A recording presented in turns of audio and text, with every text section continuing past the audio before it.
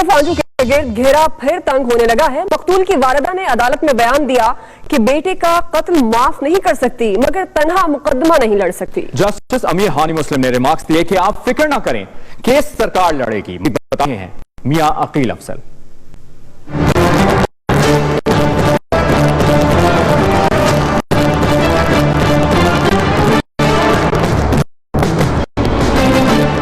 Supreme court ने prosecution से जैन कत्ल केस में दायर अपील तलब करते हुए हुक्म महफूज कर लिया। केस की समाअत जस्टिस अमीर हानी की सरबराही में 3 रुकनी बेंच ने की। जस्टिस अमीर हानी मुस्लिम मार्क्स दिए कि हुकूमत ने मुस्तफा कांजू और दूसरे मुल्कों के नाम ECL में डालने की दरख्वास्त क्यों नहीं की।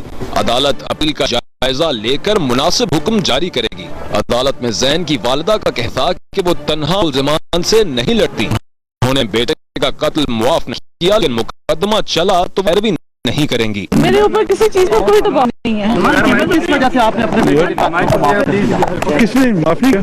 कहाँ पे माफ किया गया जी? जस्टिस अमीर मुस्लिम ने मकतूल की वालिदा को यकीन दिलाया कि मुकदमा लड़ना रियासत का काम है, अब फिक्र मत करें।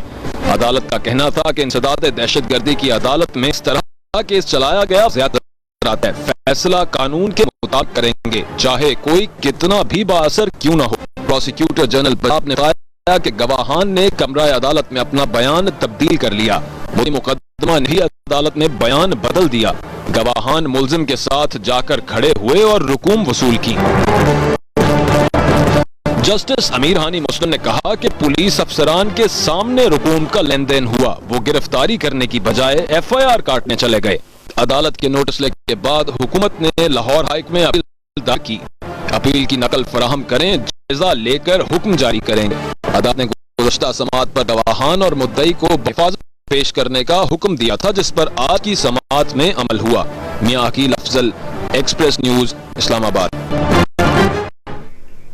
जैन कत्ल केस में एक एक करके सारे गवाहान अपने बयानात से मुनहरिफ हुए और फिर इंसदाद दहशतगर्दी की खसूसी अदालत ने मुल्जिम मुस्तफा कांजू की बरियत की दरखास्त मंजूर कर ली। खसूसी अदालत में केस में कब क्या हुआ ये बताएंगे लाहौर से मोहम्मद हारून।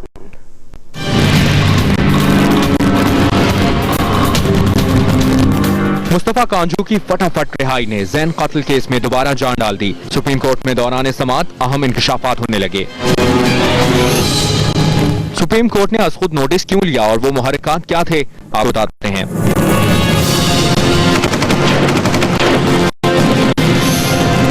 यकम अप्रैल की रात लाहौर कैवेलरी ग्राउंड में नवी जमात का तालिब इल्म जैन गोली लगने से बहक हो गया और इस कत्ल का पर्चा साबिक वजीर मुमलिकत मरहूम सिद्दीक कांजू के बेटे मुस्तफा कांजू और उसके 6 साथियों पर कट गया। पुलिस ने छापामार कार्रवाइयों के बाद मुल्जिम को खुशाब से गिरफ्तार किया, जिसके बाद इंसदाद दहशतगर्दी की खसूसी अदालत में केस चला तो मुस्तफा कांजू समेत 7 मुल्जिमों पर फर्द जुर्म आयद हो गई। पुलिस ने अदालत में जो चालान पेश किया इसमें कहा गया कि मुल्जिम ने अपनी क्लाशनकोफ से तालिब इल्म को कत्ल किया।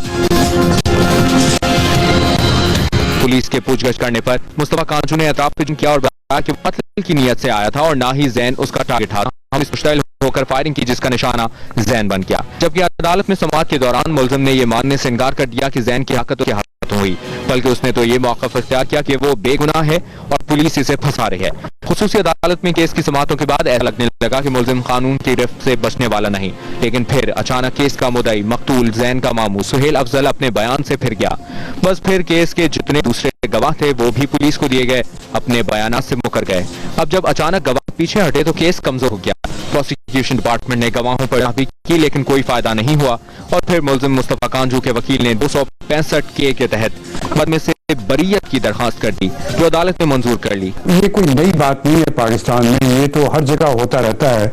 जो बासर लोग होते हैं वो अपना असर रसूख इस्तेमाल करके गवाहों को या तो खरीद लेते हैं या उनको डरा धमका करके उनको अपने धन से इनहराफ पे मजबूर करते हैं। केस में गवाहान के अपने बयानात मुनहरिफ होने ने शकूक व शुबहात पैदा कर दिए। यही वजह है कि सुप्रीम कोर्ट को आज खुद नोटिस लेना पड़ा। मोहम्मद हारून, एक्सप्रेस न्यूज, लाहौर।